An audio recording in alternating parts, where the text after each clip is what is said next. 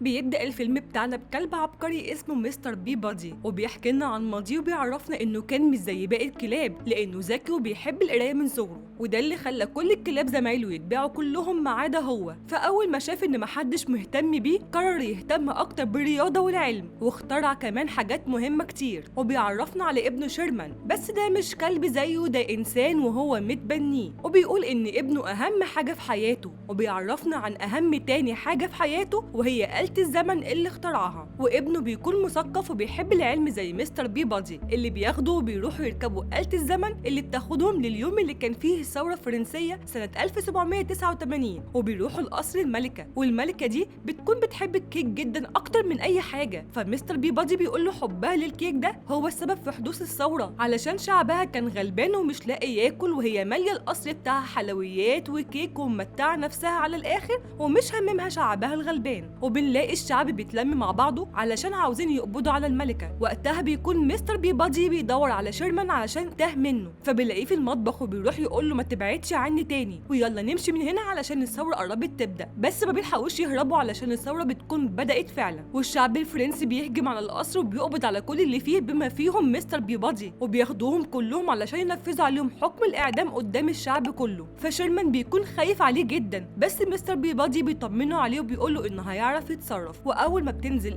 آلة الإعدام بنلاقيه ان هو قطع الكنتالوب، وبنبقى مش عارفين مستر بي بادي راح فين. بس بعدها بيظهر مستر بي بادي من البلاعة وبياخد شيرمان وبيهرب بسرعة، وبيحكي له على الخطة اللي عملها للهروب، وبيكون شيرمان منبهر بيه جدا. فبيقول له انه عامل حساب كل حاجة ممكن تحصل لهم في اي عصر هم بيروحوه. وهم بيتكلموا فجأة بيظهر قائد الثورة الفرنسية واتباعه وبيقدروا يحاصروهم. فمستر بي بادي بيقرر ان هو يستخدم مهارته في المبارزة وبيبارز القائد بمنتهى المهارة، وبذكائه برضه بيضرب السيف بتاعه في البلاعة وبيغرق الدنيا بالمية. وبيقدر بعدها يركب هو وشيرمان على غطا البلاعة ويهربوا، وبيحصل انفجار جامد بسببهم. وبعدها بيرجعوا هما الاتنين على آلة الزمن علشان يرجعوا للوقت الحاضر. ومستر بي بادي بيدي شوية معلومات لشيرمان عن الثورة اللي حصلت، وبيقول له ان الملكة كانت ممكن تتفادى الثورة دي لو كانت بس اهتمت بالفقراء. وتاني يوم بنشوف شيرمان وهو رايح للمدرسة لأول مرة، ومستر بي بادي بيفضل يديله في التعليمات وبيقول له يعمل ايه، وبيقول له يخلي باله على نفسه ويركز وياكل الاكل بتاعه، وبيديله صفاره وبيقول له صفر بيها لو احتجت لاي حاجه. فشيرمان بيجربها وبيلاقيها مش بتطلع صوت، فبيقول له مستر بي بادي ان التردد بتاعها مش بيسمعه غير الكلاب بس. وبعد شويه بيدخل شيرمان الفصل وبتكون في حصه التاريخ، والمدرسه وقتها بتكون بتتكلم عن جورج واشنطن وبتفضل تحكي لهم عن قصه حياته. لكن شيرمان بيقول لها ان كل اللي بتحكيه ده اشاعات، وبيبدا يحكي لزمايله كل حاجه حصلت بالتفصيل مع جورج واشنطن. وبتكون المدرسة وزمايله منبهرين بالمعلومات اللي هو عارفها، ما عدا بنت اسمها بيني واللي بتكون غيرانة منه، وده بسبب انه جاوب على كل الأسئلة وخد الأضواء منها. وفي البريك بيكون شيرمان قاعد مع أصحابه وبياكل، فبتروح لبيني وبتتكلم معاه وبتقول له ان اللي رباه كلب يبقى أكيد هو كلب زيه، وبتفضل ترخم وتتنمر عليه، وكمان بترمي الأكل بتاعه على الأرض وبتقول له يلا امشي على ايدك ورجلك زي الكلاب وروح هاته. ومش بس كده، دي كمان بتاخد منه الصفارة بتاعته وبتحاول تستخدمها، فالاتنين بيتخانقوا مع بعض وشيرمان بيعضها. وبعد شويه بنشوف مدير المدرسه وهو قاعد مع مستر بي بادي وبيقول له ان شيرمان عض بيني في دراعها لما اتخانقوا مع بعض، وده سلوك مش مقبول. وبيكون مستر بي بادي مش مصدق ان ابنه عمل كده، وبيقول له ان اكيد في سبب خلاه يعمل حاجه زي كده. فبيرد عليه المدير بيقول له انها حتى لو استفزته ما ينفعش انه يعمل معاها كده. ساعتها بتدخل عليهم الانسه جراني وبتعرفهم بنفسها انها من جمعيه حمايه الاطفال، وبتقول لمستر بي بادي انها هتعمل له زياره في البيت علشان تشوف لو كان مقصر في اي حاجه من ناحيه تربيه شيرمان، وبتحذره انها لو لقيته مقصر في اي حاجه ساعتها هتاخده منه، وبتعرفه ان المحكمه اللي حكمت له بتبنيه هي برضه اللي هتحكم انها تاخده منه. وبيبادي بيقول لها انه لما يروح هو وشيرمان على البيت هيعرف منه ايه اللي حصل بالظبط. وفي البيت بيكون مستر بيبادي بيتكلم مع شيرمان، وشيرمان بيكون متضايق وحاسس بالندم على اللي هو عمله، وبيفضل يعتذر لبيبادي، ومستر بيبادي بيقول له ان هو مسامحه وان كل حاجه ممكن تتصلح، وبيسيبه علشان ينام. بعدها بيطلع يفتكر كل ذكرياته مع شيرمان في رحلاتهم اللي عملوها بآلة الزمن، وكمان بيفتكر لما كان ماشي في الشارع وسمع صوت جاي من كرتونه، ولما راح يفتحها لقى جواها شيرمان لما كان بيبي صغير. وتاني يوم الصبح بيصحى شيرمان من النوم وبيلاقي ان مستر بيبادي عامل اكل حلو كانه بيستعد للعزومه. وبعدها بيرن الجرس وبيكون بيني واهلها هم الضيوف، فبتصدم شيرمان لما قابل بيني لانه لسه متخانق معاها، ومستر بيبادي بيرحب بيهم وبيدخلهم البيت، وبيقول لشيرمان ان ياخد بيني ويروحوا يلعبوا مع بعض شويه لحد ما يخلص الكلام مع باباها ومامتها. وبيروح ورا شيرمان للاوضه وبيقول له انه مرضيش يعرفه بيعرفوا انهم جايين هنا علشان ما يتوترش، لكن دلوقتي ممكن يتعامل معاها عادي علشان يصلح اللي عمله امبارح في المدرسه. وبعدها بيرجع مستر بيبادي وبيتكلم مع بابا ومامة بيني، وبيكون بابا بيني متضايق من مستر بيبادي علشان اللي عمله شيرمان في بنته، وبيمتحن مستر بيبادي في العزف في كذا نوع من الالات علشان يفشل في واحده، بس بيلاقيه بيعرف يعزف جميع انواع الموسيقى. ففي الاخر بيقول له ان ده تضييع وقت، وبيجي يقوم من على كرسي بيحصل له مشكله في ظهره، وبيقول لمستر بيبادي ان دي مشكله عاديه وهو متعود عليها، بس مستر بيبادي بيقول له انه معالج معتمد وهيروح علشان يعالجه. وبعد ما بيخف بيحس انه مبسوط ومش مصدق نفسه، وبينسى كل اللي بينه وبين مستر بيبادي وبيكونوا اصحاب. وفي الوقت ده بيكون بيني وشيرمان في الاوضه، وشيرمان بيكون عمال يعتذر لبيني اللي بتقول له انها متعوده تبقى احسن واحده في حصص التاريخ، لحد ما هو جه وبقى يقول حاجات غريبه، وبتقول له ايه الكتب اللي انت قريتها علشان تعرف كل المعلومات دي. فبيقول لها انا ما قريتش ولا كتاب، وانه شاف الحاجات دي بنفسه لما استخدم آلة الزمن مع مستر بيبادي. فبتقول له انها مش مصدقاه، فبياخدها شيرمان عشان يفرجها على آلة الزمن، وهناك بتدخل بيني آلة الزمن وبتسيبه بره. فعلى طول بيجري شيرمان على مستر بيبادي اللي بيكون بيحضر مشروب لاهل بيني، وبينادي عليه شيرمان وبيقول له على اللي حصل. وقتها مستر بيبادي بيكون متضايق جدا بسبب ان خلى بيني تعرف ان عندهم آلة زمن من الاساس، ولما بيجي اهل بيني علشان يسالوه ايه اللي حصل فبيقدر مستر بيبادي يعمل لهم تنويم مغناطيسي، وعلى طول بياخد شيرمان وبيروح على آلة الزمن بسرعه وبيساله هي راحت فين. فبيعرفوا ان بيني راحت على مصر الفرعونيه، فبيتحركوا هما الاثنين على هناك، وبيلاقوا ان بيني بتتعامل معامله الملكات، ولما بيطلبوا منها انها ترجع معاهم بترفض، وبتقول لهم انها هتفضل هنا عايشه حياه الملوك دي، وانها قررت تعتبر نفسها الملكه حتشبسوت. بعدها بيجي الملك توت عنخ امون واللي بيكون صغير في السن، وبيقول لبيني انهم مستعدين علشان يعملوا مراسم الزواج بتاعتهم. فبتعرفهم بيني انها اتخطبت للملك توت عنخ امون، فبيقول لها شيرمان ان توت عنخ امون هيموت في سن صغير، فبتقول له انها عارفه ده علشان كده هي هتتجوزه علشان تورث منه كل الكنوز بتاعته. وبيكون شيرمان متضايق ومش مصدق انها هتتجوزه، لحد ما بيجي الوزير بتاع توت عنخ امون، ومستر بيبادي بيطلب منه انه يقول للملكه بيني ايه اللي هيحصل لها في حاله وفاه الملك. فبيقول لها ان الملك بياخد معاه كل الكنوز والحاجات بتاعته معاه في العالم السفلي، ومنهم مراته اللي بنحطها معاه علشان تكون جنب جوزها في العالم السفلي. وطبعا بيني بتخاف وبتقول لهم انها ما كانتش تعرف ان الموضوع كده، وبعدها بياخدوها الحراس علشان تجهز لحفله الزفاف، وهي بتفضل تنادي على شيرمان وبيبادي علشان ينقذوها، لكن الحراس بيمسكوهم وبيرموهم في واحده من المقابر وبيقفلوا عليهم. وبعد كده بيقدر مستر بيبادي يولع النار علشان يشوفوا بيها، وبيبداوا يتحركوا في المقبره، ومستر بيبادي بيبدا يقرا الرسومات اللي على الحيطه وبيعرف مكان المدخل السري، وشيرمان بيمشي معاه، ولما بيدخل المكان بيلاقي ان في افخاخ كتير صعبه. فمستر بيبادي بيقول لشيرمان انهم لو عملوا خطوه واحده بس غلط ممكن يموتوا بسبب الافخاخ اللي معموله، وبيتحرك مستر بيبادي وبيوصل للناحيه الثانيه بسلام، وشيرمان بيعمل نفس الخطوات بالظبط، لكن في اخر لحظه بيدوس على مكان غلط، وساعتها المعبد بيبدا يتهد بيهم هما الاثنين، وبيفضلوا يجروا لحد ما بيوصلوا المركبين، وشيرمان بيركب في واحده ومستر بيبادي بيركب في واحده، لكن مستر بيبادي بيقول لشيرمان ان المركب اللي راكبها دي هتتكسر، فبيربط نفسه بحبل وبينط بسرعه علشان ينقذ شيرمان، وبيرجعوا يركبوا نفس المركبه بتاعه مستر بيبادي اللي بتاخدهم وبتخرج بيهم من المقبره وبترميهم في وسط الصحراء، وبيكتشفوا انهم عند ابو الهول. وبعدها بيروح على مكان الاحتفال بتاع الملك توت وبيني، والوزير لسه هيعور ايد بيني علشان دي طقوس عندهم. فجاه التمثال بيتكلم، وده بيكون مستر بيبادي اللي بيتكلم بصوت تخين باستخدام ميكروفون، وكل الناس بتفتكر ان ده سيد الموت عند الفراعنه، وبيقول لهم انهم لازم يوقفوا حفل الزفاف ده والبنت اللي معاهم يسيبوها عند بوابه المدينه، ولسه الوزير هينفذ اوامره. وقتها بيكون شيرمان عمال يهوى على الفحم علشان يخرج دخان، لكن واحده من الفحم بتقع على رجله، وده بيخليه يتنطط وبيقع هو ومستر بيبادي على الارض، وبينا بتشوفهم وبتفرح انهم جم علشان ينقذوها، وساعتها كل الموجودين بيفهموا انها مجرد خدعه، وبيفضلوا يجروا هما الثلاثه لحد ما بيقدروا يهربوا منهم وبيركبوا في آلة الزمن. لكن المشكله وهما في الطريق بيعرفوا ان الطاقه اللي في الآلة مش هتكفي انهم يرجعوا للوقت الحاضر، علشان كده بيقول لهم مستر بيبادي ان الحل انهم يرجعوا لعصر النهضه وهناك هيقدر يتصرف. وفعلا بيروح على ايطاليا سنه 1508 عند ليوناردو دافنشي، وبنشوفه هو قاعد بيرسم الموناليزا، وبنعرف ان مستر بيبادي صديق دافنشي وانه زاره اكتر من مره، وبيطلب منه مساعدته انهم يشغلوا آلة الزمن مره تانية. وبعد ما بيخلص دافنشي لوحه الموناليزا بيروح علشان يساعدهم، وبيفضل شغال هو ومستر بيبادي على الآلة علشان يزودوها بالطاقه. وساعتها بيكون شيرمان مش لاقي حاجه يعملها، فبتنده عليه بيني وبتقول له يجي يلعب معاها شويه، وبالمره يكتشفوا المكان، وبيكون شيرمان مش عايز يروح معاها، بس لاول مره بيحس شيرمان ان بيني بتعامله معامله كويسه، فبيروح معاها، وبيدخلوا هما الاثنين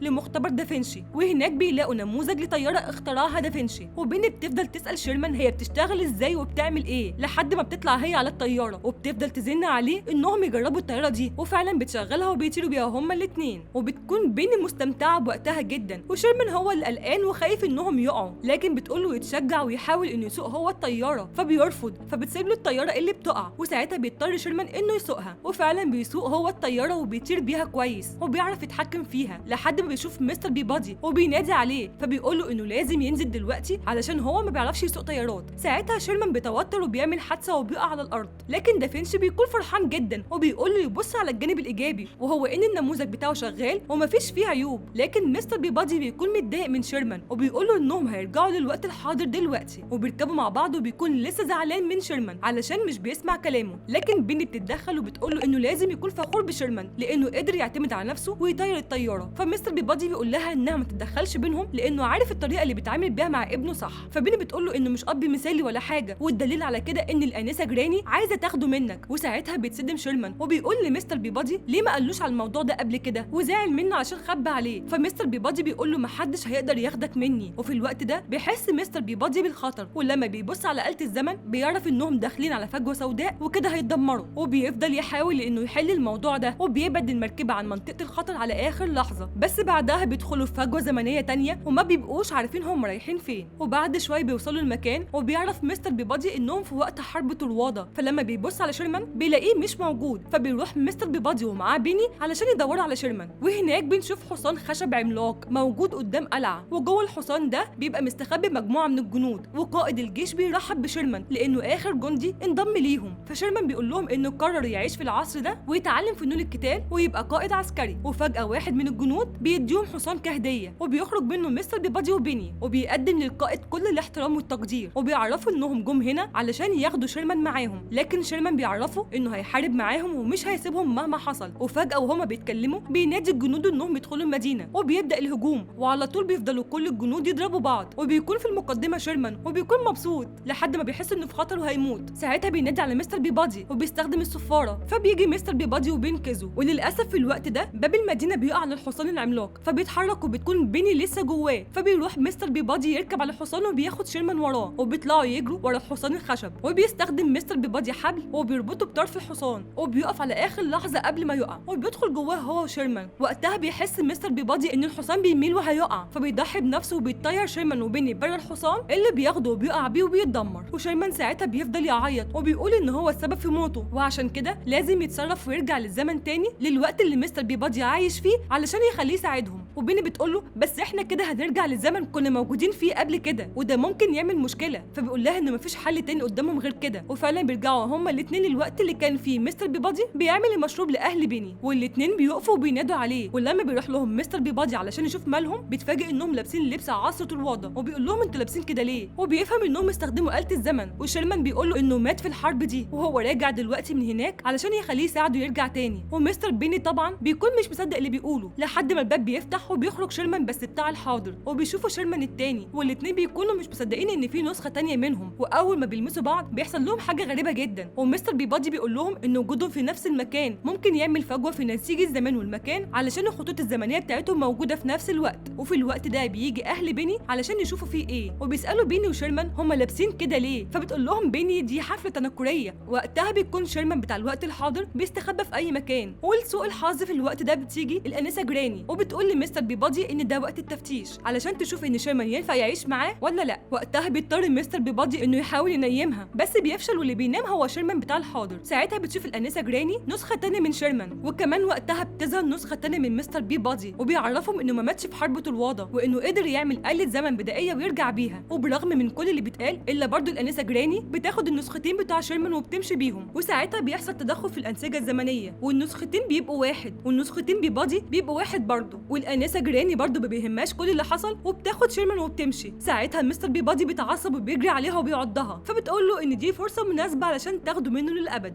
وبتتصل على الشرطه علشان يجوا ياخدوا الكلب المتوحش اللي عضها. لكن ساعتها شيرمان وبيبادي وبيني بيهربوا وبيروحوا بسرعه يركبوا آلة الزمن، لكن بيتفاجئوا ان كل الشخصيات التاريخيه اللي قبلهم قبل كده بيقعوا قدامهم في فجوه زمنيه حصلت. فبيفضلوا يجروا بآلة الزمن في الشارع والطيارات والعربيات بتجري وراهم، وبنشوف ان كل الشخصيات التاريخيه ظهرت في الشارع بعد ما وقعت من الفجوه الزمنيه، والموضوع عمل فوضى كبيره وعمل مشاكل كتير لحد ما مستر بيبادي بيعمل حادثه والشرطه بتجري عليه علشان تمسكه وتحطه في عربيه الكلاب. وساعتها بيتدخل شيرمان وبيقول ان مستر بيبادي دايما بيساعد المحتاج ودايما بيقف جنب اي حد، وعشان كده لو دي كانت مواصفات الكلاب فانا موافق ان ابقى كلب، لان اللي حصل ده كله كان بسببي انا. وساعتها كل الشخصيات التاريخيه بيقولوا نفس الكلام، وان لو دي فعلا مواصفات الكلاب احنا موافقين نبقى كلاب. لحد ما بيظهر جورج واشنطن وبيقول لهم انه قرر يديله عفو رئاسي، وبعدها بيبداوا كلهم يفكروا في حل علشان يسدوا بيها الفجوه الزمنيه دي اللي بيقع منها اثار وتماثيل من عصور مختلفه زي تمثال ابو الهول. ومستر بيبادي بيقول ان ده اكبر تجمع للعباقره في التاريخ ولازم نلاقي حل للمشكله دي، لحد ما بيقول شيرمان انهم ياخدوا آلة الزمن ويروحوا بيها للمستقبل ويمشوا في الاتجاه المعاكس، وساعتها هتتولد فجوه زمنيه مضاده وهتخليها تختفي. وفعلا بيعملوا كده والفكره بتنجح وبترجع كل الشخصيات للزمن بتاعها. وساعتها بيستغل قائد الجنود الفرصه وبياخد الانسه جراني معاهم في الفجوه اللي بتختفي، وبيني بتعيط علشان فاكره ان مستر بيبادي وشيرمان مش هيرجعوا تاني، بس بيظهروا وبيعملوا احتفال كبير. اما الانسه جراني بنلاقيها اتجوزت القائد وبتكون مبسوطه جدا، وبنشوف ان الحاضر اثر على تصرفات الاشخاص في الماضي حتى الفراعنه. وبعد كده مستر بيبادي بنشوفه وهو بيوصل شيرمان للمدرسه وبيقول له انه بيحبه، فبيقول له شيرمان وانا كمان، وبيحضنوا بعض وبيعيشوا كلهم حياه سعيده.